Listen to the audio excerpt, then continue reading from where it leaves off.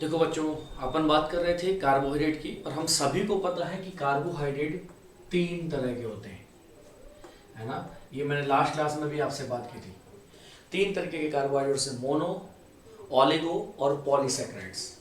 कौन कौन से बेटा? Monosaccharides, oligosaccharides and and poly and polysaccharides. ठीक है। मैंने क्या बोला था आपको? मोनो और ओलिगोसैकेराइड्स होते हैं ना, ये सॉल्युबल इन वाटर होते हैं। ये दोनों के दोनों क्या हैं? Both are soluble in water. क्या होते हैं ये दोनों ही सॉल्युबल इन वाटर हैं, सॉल्युबल इन वाटर हैं। और दूसरा आपको मैंने क्या बताया था? ये स्वीट इन टेस्ट है ना। खाने में ये मीठे होते हैं, स्वीट एंड टेस्ट, इसलिए तो इनको शुगर कहते हैं। स्वीट एंड टेस्ट है इसलिए these are known as sugar, इसलिए इनको शुगर कहते हैं। अब जो पॉलीसैकेराइड्स होते हैं ये नॉन शुगर होते हैं बेटा। ये क्या सॉल्युबल इन वाटर है? नहीं। क्या स्वीट इन टेस्ट है? नहीं। क्या ये शुगर है? नहीं। इसलिए इनको क्या कहते हैं बेटा? ये these are known as non sugar. ठीक है, याद है मैंने और क्या कहा था आपको? आप क्या रखना कि कार्बोहाइड्रेट को आपको तीन प्रकार से पढ़ना है। सबसे पहली बात ही किस बेसिस पर पढ़ना है। बेसिस क्या होगा? हाइड्रोलिसिस होगा कि नहीं होगा, और होगा तो उसमें कितने मोनोसैकेराइड्स मिलेंगे। कार्बोहाइड्रेट में सबसे पहली चीज आपको क्या याद रखनी है कि हाइड्रोलिसिस होगा कि नहीं होगा, और अगर हाइड्रोलिसिस होगा तो उस कार्बोहाइड्रेट में कितने मोनोसैकेराइड्स मिलेंगे। देखो बेटा, ये तो आपको पता है कि मोनोसैकेराइड्स सबसे छोटा होता है, और जो सबसे छोटा है होता है उसका हाइड्रोलिसिस नहीं होता है। इसका हाइड्रोलिसिस नहीं, मोनोसैकेराइड्स का क्या नहीं होगा? मोनोसैकेराइड्स का हाइड्रोलिसिस नहीं होता है। मोनोसैकेराइड्स का क्या नहीं होता है? इसका हाइड्रोलिसिस नहीं होता है, क्योंकि ये सबसे छोटा है। तो ये सबसे छोटा है तो इससे ज्यादा नहीं टूटने वाला। ठीक है। दूसरी हम लोगों ने बात की थी ओलिगोसैकेराइड्स।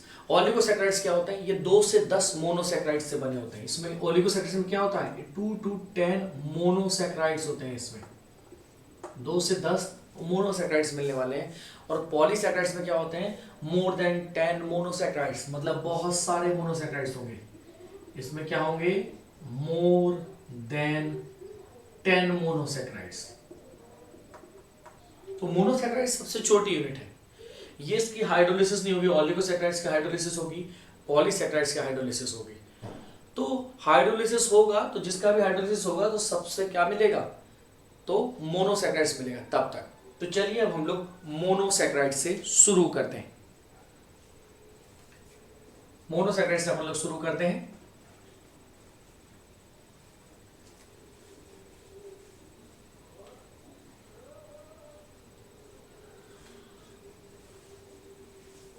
अब देखिए, मैंने आपको क्या बताया था कि मोनोसैकेराइड्स है वो सिंपल कार्बोहाइड्रेट होता है। क्या होता है? सिंपल। कुछ बेसिक फैक्ट्स सुनिए पहले। सिंपल कार्बोहाइड्रेट है और ये हाइड्रोलाइज नहीं होगा। ठीक है, इजीली डाइजेस्ट हो जाएगा। लेकिन ऑक्सीडाइज होता है रिस्पिरेशन में, सबसे पहले यही ऑक्सीडाइज होता है, but can be oxidise during respiration. Soluble in water है और स्वीट इन टेस्ट है। तो क्या है? ये सिंपलेस्ट कार्बोहाइड्रेट है। दिस इज द ये सिंपलेस्ट कार्बोहाइड्रेट है। ठीक है, इसको आप हाइड्रोलाइज कर सकते हो बेटा। अभी अपन ने थोड़ी देर पहले ही बताया था इसकी हाइड्रोलिसिस नहीं होगी, ये और ज्यादा ब्रेक नहीं होगा। ठीक है, but can be oxidise during respiration. लेकिन रिस्पिरेशन में अपन क्या कर सकते हैं? ये ऑक्सीडाइज होता है but can be oxidised during respiration.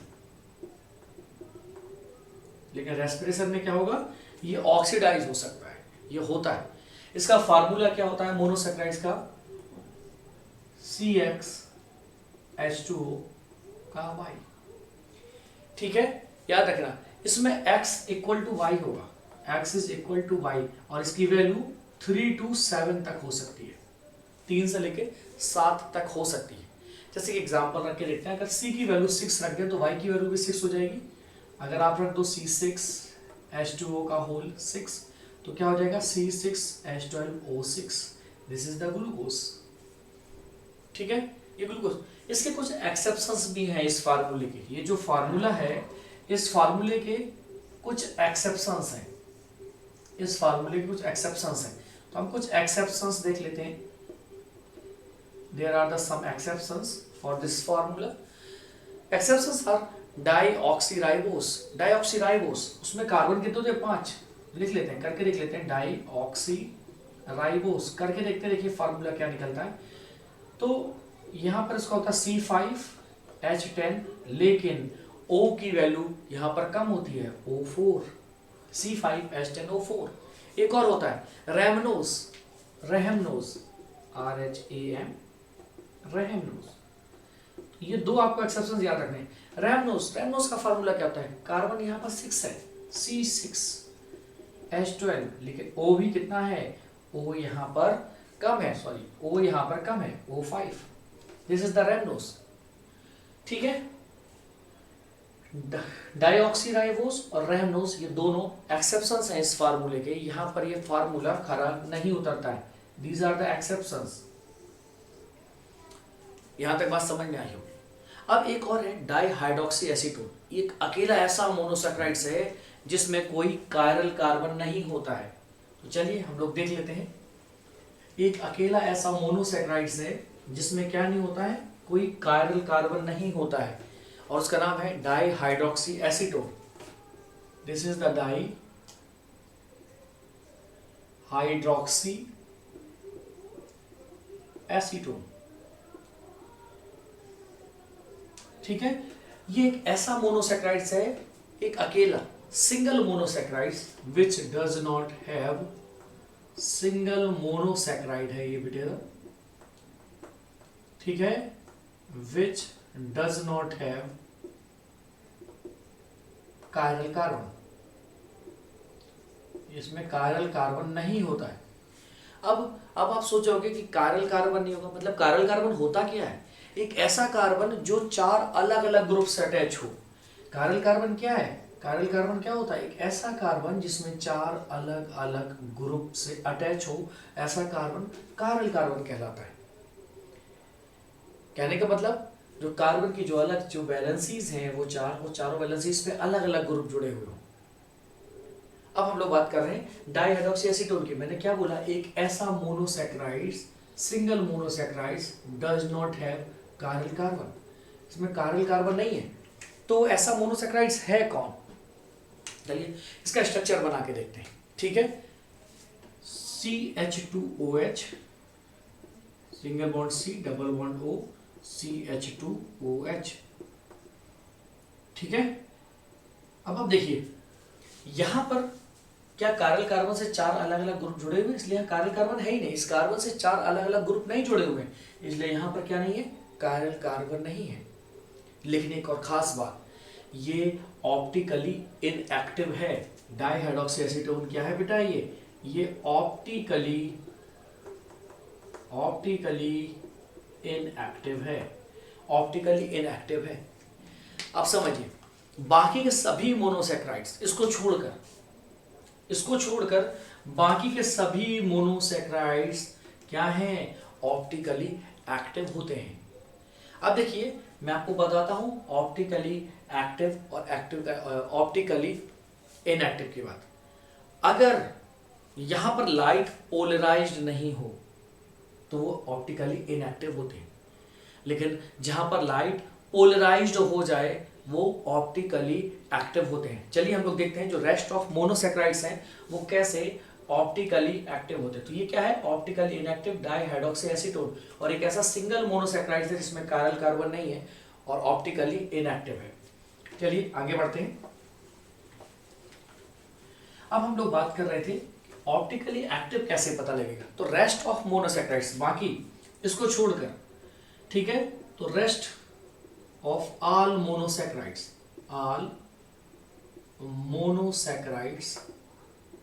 Are optically active. बाकी सभी क्या है? ऑप्टिकली एक्टिव है।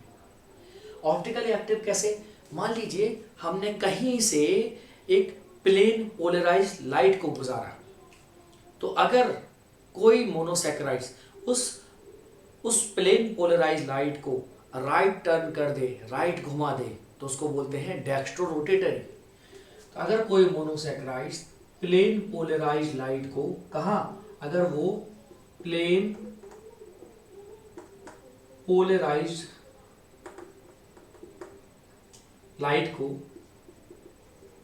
क्या करे, अगर राइट टर्न कर दे, क्या कर दे, राइट टर्न कर दे, तो ऐसे मोनोसैकेराइड्स को क्या बोलेंगे, इसको बोलते हैं D प्लस लिखेंगे आप, इसको क्या लिखेंगे बेटा, D प्लस।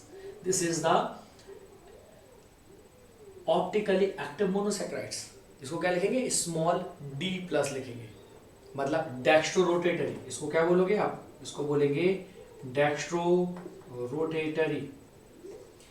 लेकिन वहीं अगर किसी मोनोसैकेराइड से प्लेन पोलराइज लाइट गुजारी और वो लाइट की जगह टर्न होके लेफ्ट टर्न हो जाए, कहां पर टर्न हो जाए, राइट नहीं टर्न हो, लेफ्ट टर्न हो जाए, तो वो लीवो रोटेटरी कहलाएगा। क्या कहलाएगा, इसको स्मॉल a और इस तरह से नोट लिखेंगे, this is known as laevorotatory, laevorotatory. ठीक है, तो अगर कोई प्लेन पोलराइज लाइट क्या करेगी बेटा, राइट से ना गुजर के लेफ्ट से निकल जाए, लेफ्ट से टर्न हो जाए, तो वो क्या हो जाएगा, लीवो रोटेटरी मोनोसैकेराइड्स होगा। यहां तक बात कंफर्म। अब कैपिटल डी और कैपिटल एल कब होता है समझते हैं। एक साइंटिस्ट थे, उनका नाम था रोजनहाफ। रोजनहाफ का नाम सुना होगा आपने। एक साइंटिस्ट थे जिनका नाम था रोजनहाफ, रोजनहाफ एक साइंटिस्ट थे। इन्होंने क्या किया, इन्होंने ग्लिसरल्डिहाइड के स्ट्रक्चर को एक स्टैंडर्ड माना। इन्होंने क्या किया, जो ग्लिसरल्डिहाइड का स्ट्रक्चर था,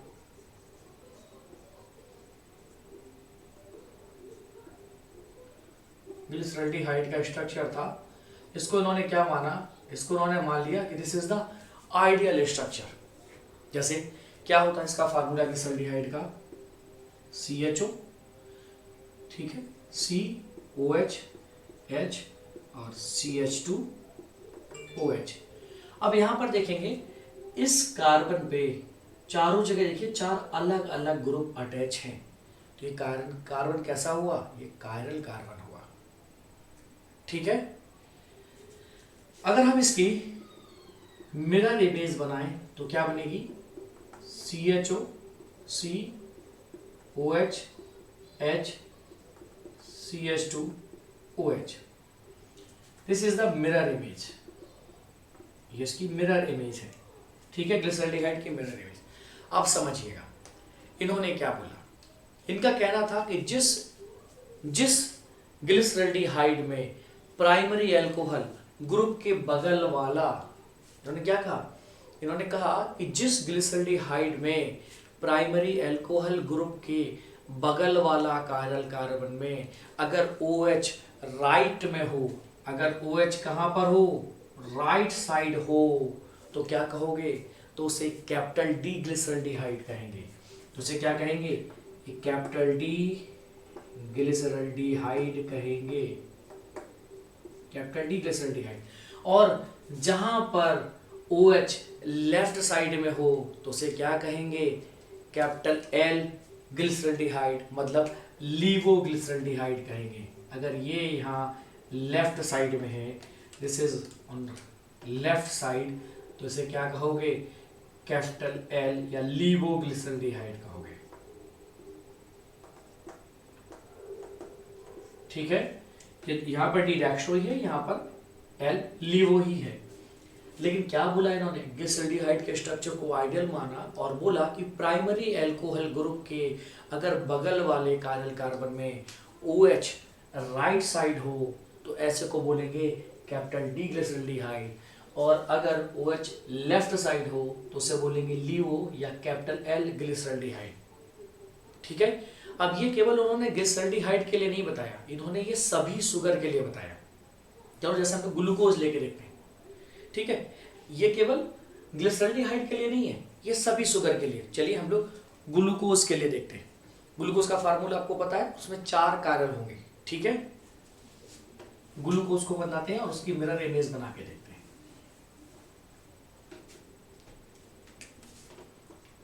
ठीक है, CH1 2 3 4 1 2 3 4 4 कार्बन और CH2OH। ठीक है, बाकी आपको स्ट्रक्चर तो पता ही है, H OH, यहां पर OH H H OH H OH, this is the glucose. अगर हम इसकी मिरर इमेज बनाएं तो क्या हो जाएगा? मिरर इमेज देखो, इसकी मिरर इमेज बनाते हैं। ठीक है, मिरर इमेज को बनाते हैं। CHO, पहले इसमें 4 कार्बन कार्बन और लास्ट में CH2OH। ठीक है, ये कहाँ जाएगा? OH H, यहाँ पर OH H, इधर पर OH H, इधर पर भी OH और H। This is the mirror image. ये क्या हो गई इसकी मिरर इमेज है। अब समझिए ये क्या कह रहे हैं। 4 इसमें कायरल कार्बन है। यहाँ पर रोजनहफ ने क्या कहा था कि जो लास्ट कायरल होगा, लास्ट कायरल कार्बन है, इस पर OH अगर राइट में है, लास्ट कायरल कार्बन पर अगर OH राइट में है तो यहाँ पर कैपिटल D या डेक्स्ट्रोग्लूकोज होगा। और अगर लास्ट कायरल कार्बन पर OH लेफ्ट में है, OH यहाँ पर क्या है, यहाँ पर लास्ट कार्बन में अगर OH लेफ्ट साइड में है तो यहाँ पर लीवोग्लूकोज या कैपिटल L ग्लूकोज होगा। This is the dextroglucose, this is the levoglucose. इसलिए बताया था कि ग्लिसरॉल्डिहाइड को तो सिर्फ उन्होंने एक आइडियल माना था, लेकिन उन्होंने ये सभी शुगर के लिए बताया था, इसलिए मैं आपको यहाँ ग्लूकोज बताया। तो रोजनहफ ने कुछ इस तरह से बोला था कि यदि ग्लूकोज को मत देखो, ठीक है, इसको कैपिटल D ग्लिसरॉल्डिहाइड से कंपेयर करो। तो उन्होंने कहा था कि अगर मोनोसैकराइड्स पर, अगर किसी मोनोसैकराइड पर लास्ट कायरल कार्बन पर OH पोजीशन क्या है, OH पोजीशन को कैपिटल D ग्लिसरॉल्डिहाइड की OH पोजीशन से मैच करो तो कैपिटल D होगा। क्या कहा था फिर सुनिए। उन्होंने बोला था कि ग्लूकोज को नहीं देखना है। उन्होंने क्या कहा कि आपको ग्लूकोज को नहीं देखना है, आपको क्या करना है, इसको कैपिटल D ग्लिसरॉल्डिहाइड से कंपेयर करना है। उन्होंने कहा था कि अगर किसी मोनोसैकराइड पर लास्ट कायरल कार्बन पर OH की पोजीशन को क्या करो, कैपिटल D ग्लिसरॉल्डिहाइड से कंपेयर करो और उससे मैच करो, तो जो दिखेगा वो कैपिटल D ग्लूकोज होगा अगर उसी तरह दिखेगा। और अगर OH लेफ्ट साइड पर होगा तो कैपिटल L ग्लिसरॉल्डिहाइड होगा। बात समझ में आई?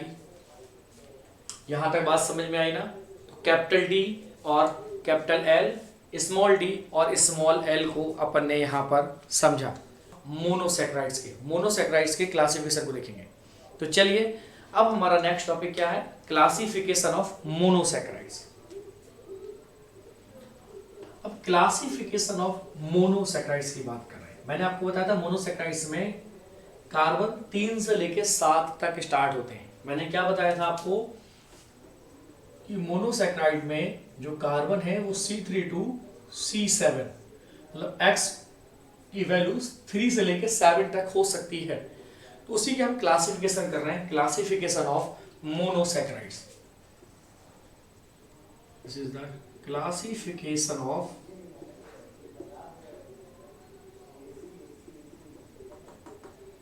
मोनोसैकराइड। और क्लासिफिकेशन में हम सबसे पहले देखने वाले हैं ट्राइओस को। क्या देखने वाले हैं हम लोग? ट्राइओस को।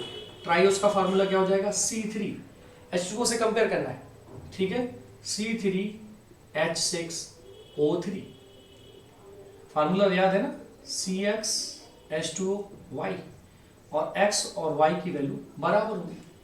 तुरंत पुट कर दो, C3H6O3 को बोलेंगे अपन ट्राइओस, क्योंकि मोनोसैकराइड्स में C की वैल्यू 3 से स्टार्ट होती है, 3 से 7 तक। अब ये ट्राइओस 2 प्रकार के हो सकते हैं, या तो एल्डो ट्राइओस होगा या फिर कीटो ट्राइओस होगा। ये दो प्रकार का हो सकते हैं, या तो एल्डो ट्राइयोज होगा या फिर वो कीटो ट्राइयोज होने वाला है। ठीक है, अगर हम एल्डो ट्राइयोज की बात करें तो ग्लिसरल्डिहाइड आपको याद रखना है, और कीटो ट्राइयोज की बात करें तो आप डाई हाइड्रोक्सी एसीटोन याद रखना है। यहां पर आप क्या याद रखेंगे, ग्लिसरल्डिहाइड को याद रखेंगे, और कीटो में अगर बात कर रहे हैं तो डाई हाइड्रोक्सी एसीटोन को याद रखेंगे। क्या याद रखेंगे, डाई हाइड्रोक्सी एसीटोन को आप यहां पर याद रखने वाले हैं। अगर हम इसके स्ट्रक्चर की बात करें ग्लिसरल्डिहाइड की, हम लोग पहले भी ग्लिसरल्डिहाइड बना चुके हैं, CHO C CH2OH HOH, this is the glyceraldehyde.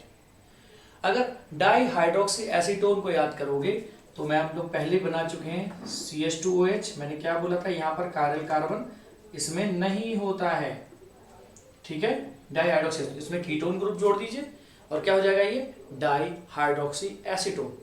अब अपन टेट्रोस की बात करते हैं। पहला क्लासिफिकेशन में आपने ट्राइयोस पढ़ा, अब दूसरा अपन टेट्रोस की बात करेंगे, और टेट्रोस में कार्बन होंगे 4। तो नेक्स्ट देखेंगे टेट्रोस को, क्लासिफिकेशन ऑफ मोनोसैकराइड्स में। अब अपन दूसरा देखने वाले हैं टेट्रोस को। टेट्रोस क्या है, what is the Tedros, this is the Tedros. और टेट्रोस में ये फार्मूला रखे तो C की वैल्यू हो जाएगी C4H8O4। ठीक है, this is the Tedros. Tedros को भी डिवीजन करोगे तो एल्डो टेट्रोस और कीटो टेट्रोस में ये डिवाइड हो जाएगा। This is divide in aldotetrose and this is divide in ketotetrose. ठीक है, अब यहां पर अगर आपको एग्जांपल याद रखने हैं तो आपको याद रखने हैं इरिथ्रोस और इरिथ्रोर्यूलोस। यहां पर आपको याद क्या रखना है बेटा, यहां पर याद रखना है इरिथ्रोस, इरिथ्रोस। ठीक है, और दूसरी जगह आपको क्या रखना है, इरिथ्रोर्यूलोस। ठीक है, अब इरिथ्रोस क्या होता है, इरिथ्रोस का अगर स्ट्रक्चर बनाओ आप तो आप इसमें दो कायरल कार्बन होंगे, CHO C, ठीक है, और CH2OH यहां पर करेंगे। ठीक है, और सेम पोजीशन में HOH HOH। ठीक है, तो यहां पर क्या हो गया, कायरल कार्बन दो दिख रहे हैं ना आप। This is the structure of erythrose. अगर अपन इसी को चेंज करें और इरिथ्रोरिलोज बनाना हो तो क्या करेंगे, ये वाला H उठ के यहां चला जाएगा, ये वाला H क्या चला जाएगा, उठ के यहां चला जाएगा, तो ये क्या हो जाएगा, दिस इज द CH2। ठीक है, और एक और यहां पर H है, वो भी उठ के यहां चला जाएगा, तो CH2OH। याद नहीं करना, बस समझिए CH2OH। ठीक है, single bond C, double bond O, एक कायरल कार्बन और इसके साथ H, और यहां पर OH को जोड़ दीजिए, और यहां पर सेम बिल्कुल कुछ भी चेंज नहीं करना है, बाकी जैसा लिखा हुआ है वैसे। एक H उठाइए यहां जोड़ दीजिए, दूसरा H उठाइए इस O के बाद जोड़ दीजिए, क्या हो जाएगा, H के साथ जोड़ा तो CH2OH। ठीक है, तो इरिथ्रोर्यूलोस, कीटो में क्या हो जाएगा, इरिथ्रोर्यूलोस का ये डायग्राम हो गया। अब हम लोग देखेंगे, 4 कार्बन देख चुके हैं, नेक्स्ट हम लोग देखेंगे पेंटोस। ठीक है, पेंटोस का स्ट्रक्चर क्या होगा, सेम फार्मूले में आपको बस। ठीक है, अब हम लोग कौन सी देखेंगे मोनोसैकराइड्स में एग्जांपल, पेंटोस। इस फार्मूले में क्या करेंगे, C की वैल्यू 5 रख दीजिए, C5H10O5, this is the pentose को भी अगर डिवाइड करो तो एल्डो पेंटोस और कीटो पेंटोस में डिवाइड होता है। This is also divide in Aldo pentose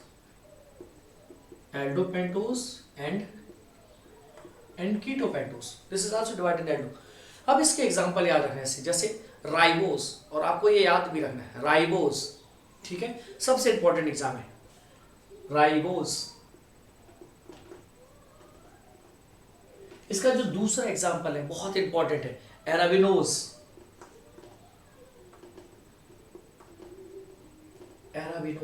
ribose का स्ट्रक्चर भी हम लोग देखेंगे। ठीक है, क्योंकि आपको सिर्फ राइबोस का स्ट्रक्चर याद रखना है आपके कोर्स में, और थर्ड वन इज द बेटा जाइलोस। तो सिर्फ आपको एग्जांपल है, इनको याद करने की ट्रिक है रैक्स। रैक्स याद रखिए, RAX, रैक्स से आपको याद रखेगा। पेंटोज में एल्डो पेंटोज के एग्जांपल आपको याद रखने का। कीटो पेंटोज में क्या है, राइबुलोज, जाइलुलोज, यहां पर आप याद रखेंगे राइबुलोज,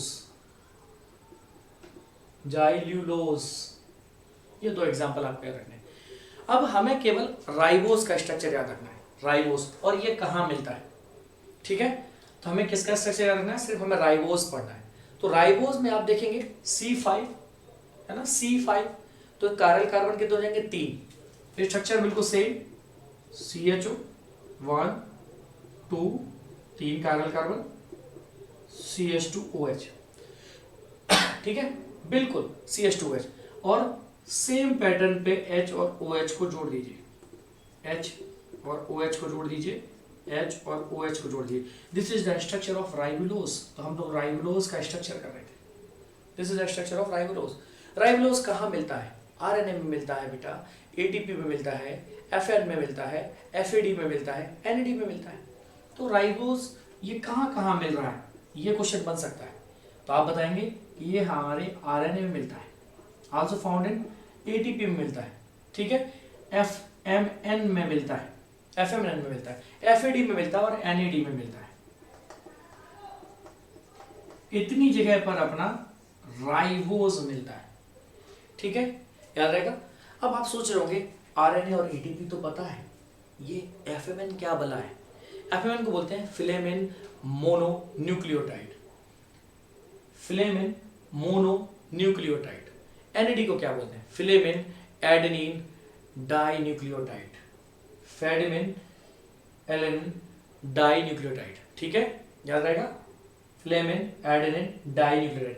NAD को क्या बोलते हैं, nicotinamide adenine dinucleotide, nicotinamide adenine dinucleotide, याद रहेगा। अब देखिए हमें यहाँ पर राइबोज का कर लिया, तो हमें यहाँ पर स्ट्रक्चर राइबुलोज का करना है। यही स्ट्रक्चर हमें ध्यान रखना है, और हमारे कोर्स में भी, हमारे सिलेबस में भी है सेम वही पैटर्न। आपको क्या करना है, सेम बिल्कुल चेंज कर दीजिए। आपको H और OH को हटाना है। ये वाला H यहां ले जाओ, ये वाला H यहां ले जाओ, तो क्या बनेगा, CH2OH, CH2OH बना, ठीक है, कार्बन, और ये कीटोन में चेंज हो गया ये ग्रुप। बाकी सेम वैसा ही उतार दो जैसा ये है, COH H, ठीक है, CHOH, CH2OH। राइबोज और राइबुलोज, एक H यहाँ, H यहाँ, सेम पुराना ये स्ट्रक्चर अभी अपन ने पढ़ा, ठीक है। अब डाईऑक्सीराइबोज आप जानते हो, डाईऑक्सीराइबोज, डाईऑक्सीराइबोज में क्या अंतर है, राइबुलोज पढ़ा अपन ने, ठीक है, राइबुलोज पढ़ा, राइबुलोज पढ़ा, राइबुलोज का diagram, this is the diagram for ribulose, ठीक है। डाईऑक्सीराइबोज क्या होता है, डाईऑक्सीराइबोज बिल्कुल सेम फार्मूला, डाईऑक्सीराइबोज, राइबोज ही तो डाईऑक्सीराइबोज है, और ये DNA में होता है सिर्फ डाईऑक्सीराइबोज। डाईऑक्सीराइबोज कहाँ मिल रहा है, डाईऑक्सीराइबोज सिर्फ DNA में मिलना है। राइबुलोज की तरह ही उसका स्ट्रक्चर होता है, लेकिन मिलेगा कहाँ पर, मिलेगा वो DNA में। तो याद रखना है, ठीक है, कि डीऑक्सीराइबोज कहाँ मिलता है, DNA में मिलता है, जबकि राइबोज कहाँ पर मिलता है, RNA में मिलता है, ATP में मिलता है, FM में मिलता है, NAD में मिलता है, FAD में मिलता है। डाईऑक्सीराइबोज सिर्फ DNA में मिलना है, राइबुलोज की तरह ही उसका स्ट्रक्चर होता है, लेकिन मिलेगा कहाँ पर, मिलेगा वो DNA में। तो याद रखना है, ठीक है, कि डीऑक्सीराइबोज कहाँ मिलता है, DNA में मिलता है, जबकि राइबोज कहाँ पर मिलता है, RNA में मिलता है, ATP में मिलता है, FM में मिलता है, NAD में मिलता है, FAD में मिलता है, ठीक है। कंसोस, हेक्सोस, हेक्सोस को देखते हैं हम लोग। तो नेक्स्ट मोनोसैकराइड है हेक्सोस, और हेक्सोस में कार्बन होंगे, हेक्सा मतलब 6, there are 6 carbon in hexose. तो देखिए हेक्सोस देखते हैं, हेक्सोस, हेक्सोस 6 होंगे, इस फार्मूले में रख दीजिए, C6H12 और O6, क्या पढ़ा आपने, C6H12O6।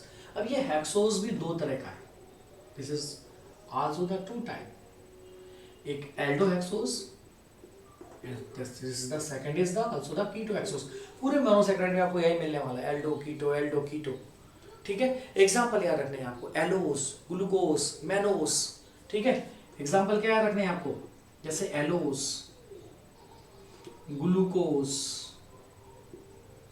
मेनोस, ये सारे एग्जांपल आप याद रखिए।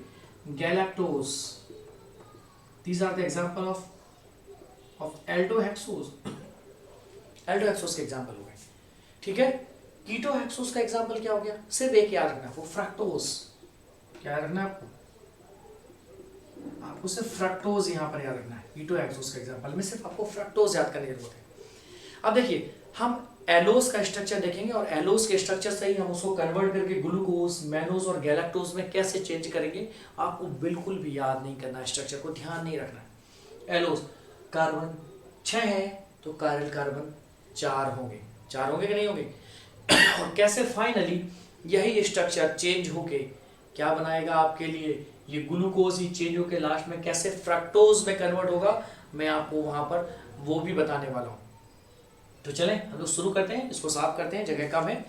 तो हम सबसे पहले अपना देखेंगे एलोस, ग्लूकोज, मेनोज और गैलेक्टोज के एग्जाम्पल को, इसको स्ट्रक्चर को हम लोग देखने जा रहे हैं। तो हेक्सोज में हम सबसे पहले क्या देखने वाले हैं, एलोस।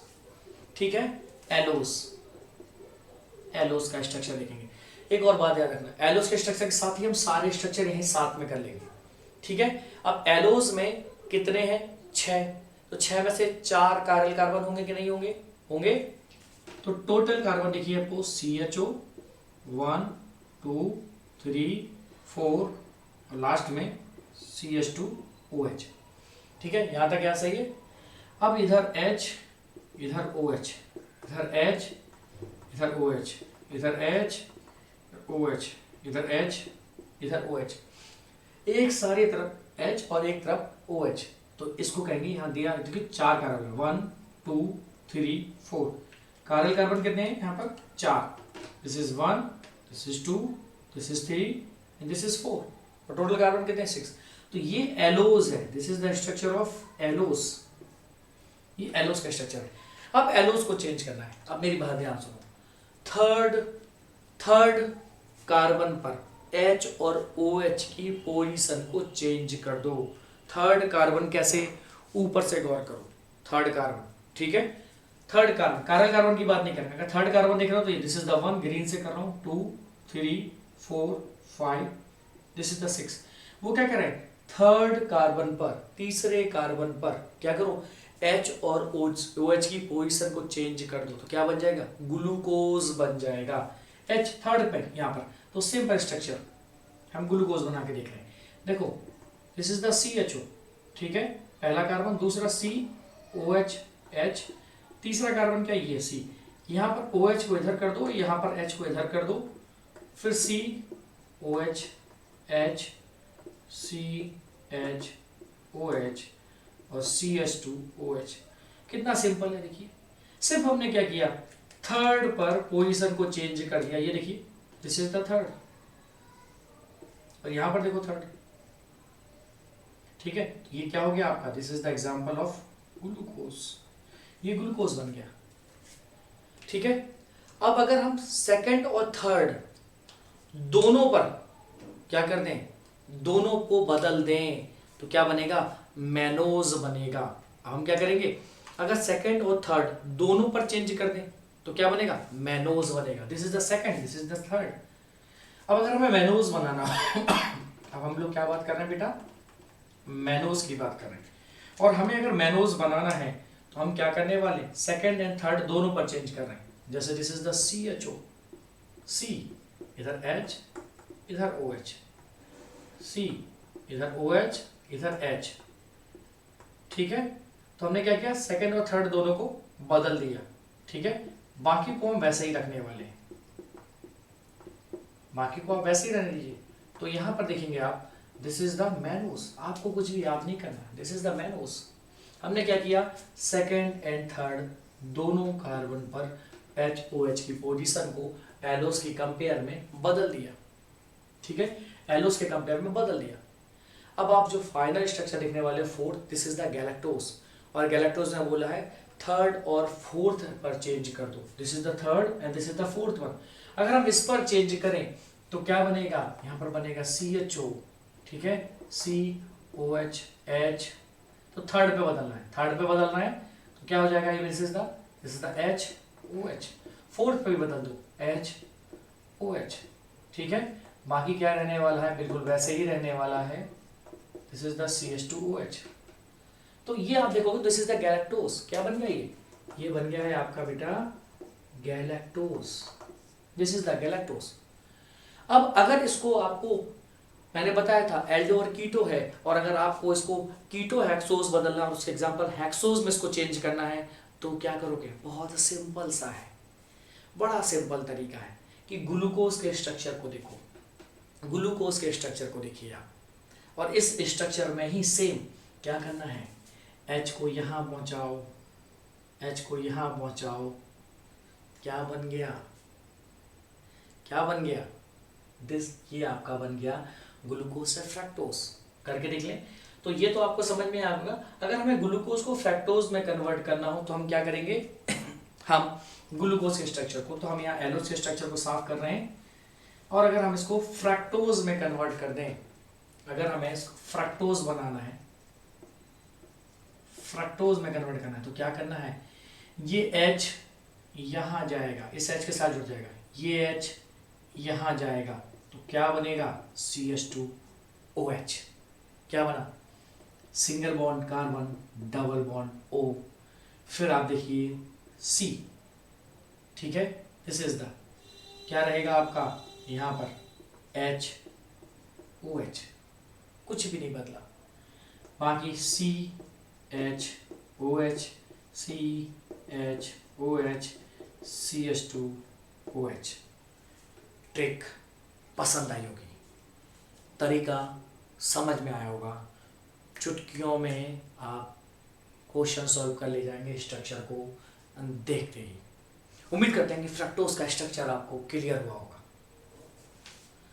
क्या किया मैंने, कुछ भी नहीं किया, ग्लूकोज में से इस H को पहले वाले कार्बन के साथ जुड़े हुए H से जोड़ दिया, यहाँ इस OH में से H को निकाल के इस O के साथ जोड़ दिया, तो ये क्या हो गया, दोनों हटे, यहाँ पर हो गया C डबल बॉन्ड O, ऊपर हो गया CH2OH, बाकी same copy and paste, this is the fructose.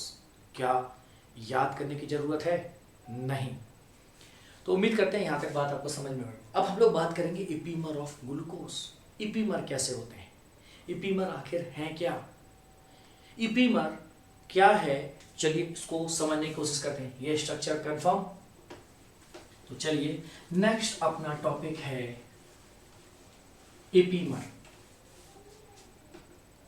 What is इपीमर, EPIMER। आखिर ये इपीमर होती क्या है बेटा, ये आइसोमर है, दीज आर द आइसोमर, ठीक है, और ये HOH के इंटरचेंज से बनते हैं फर्स्ट कायरल कार्बन पर, ठीक है। यदि किसी फर्स्ट कायरल पोजीशन पर H और OH की पोजीशन अलग अलग होगी तो क्या हो जाएंगे, वो इपीमर कहलाएंगे। तो ये ऐसे आइसोमर हैं जहां पर क्या करेंगे, these are formed due to the interchange of HOH position at first chiral carbon। यार है, तो ये इपीमर क्या है बेटा, these are the isomers। Isomers कैसे बनेंगे, these are obtained due to the interchange of HOH position at first chiral carbon। First chiral carbon पर अगर H और OH की पोजीशन को चेंज कर दिया जाए तो इस प्रकार से इपीमर बनते हैं, ठीक है। एग्जाम्पल समझते हैं, ठीक है। मैनोस, एग्जाम्पल क्या समझे आप, बस एग्जाम्पल याद रख लीजिए बेटा। मैनोस क्या होता है, डिफरेंट एट C2 पोजीशन, कहाँ होता है, different eight C2 position, mannose, ठीक है। एलोस को समझ लीजिए, ये डिफरेंस कहाँ होता है, different at C3 position, allose, galactose, galactose कहाँ होता है? Different at C4 position. ठीक है, अब आप क्या करो, इन सबको ग्लूकोज के स्ट्रक्चर के साथ कंपेयर करो। अगर ग्लूकोज के स्ट्रक्चर के साथ कंपेयर करोगे तो आपको ये सभी चीजें समझ में आ जाएंगी। मैनोज में C2 पोजीशन चेक कर लो, ग्लूकोज से जस्ट बदली हुई होगी। एलोज में C3 पोजीशन और गैलेक्टोज में C4 पोजीशन को चेंज कर लीजिए। ठीक है, चलिए एपीमर समझ में आया होगा। बात करते हैं अब हम लोग ग्लूकोज की। ठीक है, ये फर्स्ट रिस्पिरेटरी सबस्ट्रेट होता है। क्या होता है? सब फर्स्ट रिस्पिरेटरी सबस्ट्रेट कौन होता है बेटा? ग्लूकोज। तो हम लोग अब ग्लूकोज की बात करते हैं। What is the glucose? चलिए हम लोग ग्लूकोज देखेंगे। ग्लूकोज क्या है? पहली बात वही जो मैंने आपको बताया, फर्स्ट रिस्पिरेटरी सबस्ट्रेट। क्या है बेटा? First respiratory substrate. इसका मतलब क्या हुआ? रिस्पिरेशन में सबसे पहले यही बंदा टूटने वाला है और कोई नहीं टूटने वाला। रिस्पिरेशन में सबसे पहले यही ब्रेक होता है, इसलिए इसको बोलते हैं फर्स्ट रेस्पिरेटरी सबस्ट्रेट। इसको ग्रेप शुगर भी कहते हैं। This is also known as grape sugar. ये ग्रेप शुगर भी है। इसको ब्लड शुगर भी कहते हो। इसको क्या कहते हो आप? ब्लड शुगर भी कहते हो। डेक्स्ट्रो रोटेटरी है, प्लेन पोलराइज लाइट को राइट साइड शिफ्ट कर देता है। तो क्या है? डेक्स्ट्रो रोटेटरी है, राइट साइड में घुमा देता है, इसलिए इसको डेक्स्ट्रोज भी कहते हैं। So also known as, this is also called dextrose. ये तो हुआ फैक्ट। ठीक है, अब थोड़ा फ्रक्टोज की तारीफ भी कर देते हैं। स्वीटेस्ट कार्बोहाइड्रेट है, स्वीटेस्ट कार्बोहाइड्रेट। ठीक है, और हनी और स्वीट फ्रूट में मिलता है, इसको फ्रूट शुगर भी कहते हैं। ठीक है, लीवो रोटेटरी होता है फ्रक्टोज। ये तो ग्लूकोज है। फ्रक्टोज की तारीफ सुनो। फ्रक्टोज क्या है? Fructose sweetest carbohydrate. क्या है ये? स्वीटेस्ट कार्बोहाइड्रेट है, स्वीटेस्ट। हनी और स्वीट फ्रूट में मिलता है, हनी एंड स्वीट फ्रूट में मिलता है, इसलिए इसको फ्रूट शुगर भी कहते हैं। आज फ्रूट।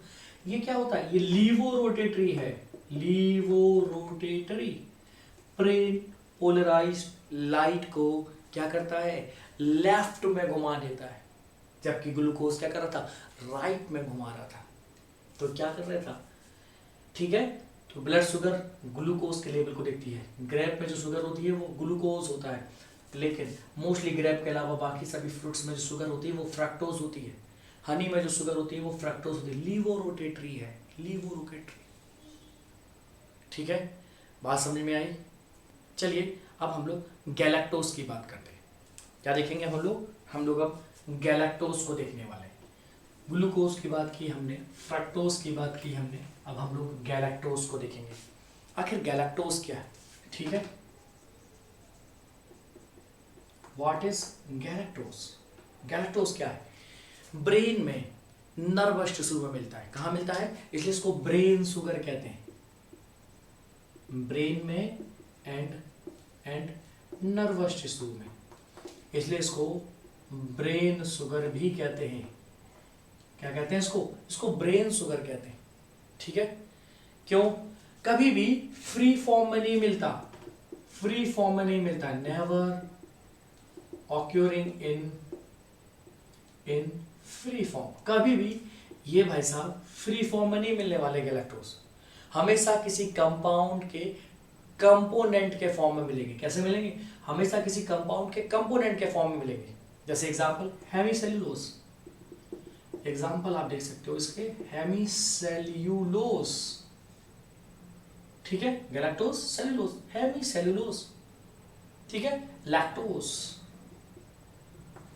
क्या बोले? लैक्टोज, पैक्टिन, पैक्टिन में मिलता है galactose, pectin. Pectin is the galactose. Glycolipid. Glycolipid is also known as the galactose. बताइए यहां तक कोई कंफ्यूजन नहीं। हम लोग रिंग स्ट्रक्चर भी देखेंगे ग्लूकोज का। फिलहाल हम लोग अब देखते हैं गैलेक्टोज के बाद मैनोस। मैनोस को भी यहीं कर लेते हैं। गैलेक्टोज हो गया, हम लोग देख लेते हैं मैनोस को। MENNOS, mannose. ये भाई साहब भी फ्री फॉर्म में कभी नहीं मिलते, नेवर ऑक्यूरिंग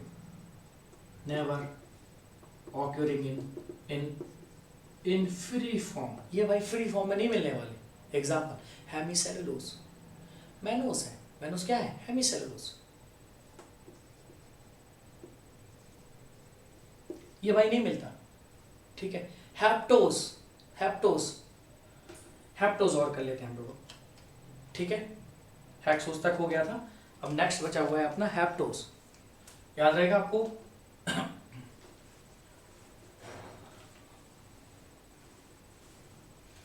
चलिए अब हम लोग देख लेते हैं हैप्टोज।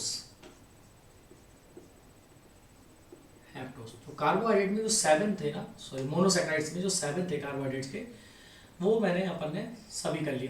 हैप्टोज C3 से लेकर C7 तक। हैप्टोज का स्ट्रक्चर कार्बन का अमाउंट 7 C7, H2 था, इंटू कर दो H12 and O7, this is the heptose. और हैप्टोज भी दो भागों में है, aldo and keto. This is also the aldo and also the keto, ठीक है। Keto heptose, aldo heptose. आप क्या रखना है? ग्लूकोहैप्टोज। इसका एग्जांपल क्या हो जाएगा? ग्लूकोहैप्टोज। कीटो का इस्तेमाल क्या करना है आपको? सीडोहैप्टो, ठीक है बेटा। क्या रखना है बेटा आपको? सीडो, CEDO, ठीक है, क्या रखेंगे? सीडोहैप्टिक्लोज। अब याद रखना आप बेटा, ये आपको याद रखना है, लेकिन ये आउट ऑफ सिलेबस है, नो नीड। हैप्टोज क्या है आपका? इसकी नो नीड है और ये आउट ऑफ सिलेबस है, इसलिए इसको करने की जरूरत नहीं है। आउट ऑफ सिलेबस है, बस आप एग्जाम्पल क्या याद रखिएगा, ठीक है। सीडोहैप्टिक्लोज याद रखना है आपको, ठीक है। और ग्लूकोहैप्टोज याद रखना है आपको, एल्डो और कीटो, बस इतना। तो इसका फार्मूला बस इतना याद रखना है, ठीक है। अब हम लोग देखेंगे रिंग स्ट्रक्चर ऑफ ग्लूकोज। हमारा क्या है next topic? Ring structure of glucose. और हम इसको करते हैं एक छोटे से ब्रेक के बाद।